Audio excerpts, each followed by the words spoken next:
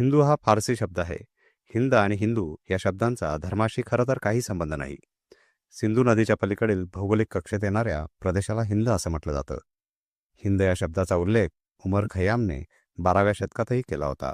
सुभाषबाबूंनी दिलेली जय हिंद ही घोषणा कोणत्याही धर्मासाठी नव्हती.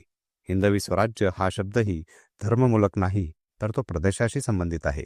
हिंद, हिंदू, हिंदुस्तान या सगळ्या शब्दांचा धर्माशी मूलतः संबंधच नाही.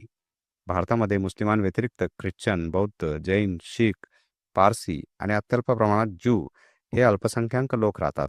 त्यांना धर्म आहे, धर्मसंस्थापक आहे आणि धर्माचं म्हणून एक पुस्तक आहे.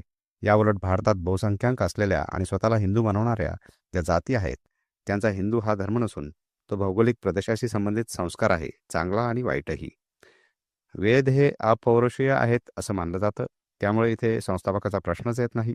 रामायण आणि महाभारत हे पौराणिक ग्रंथ असून ती महाकाव्य आहेत.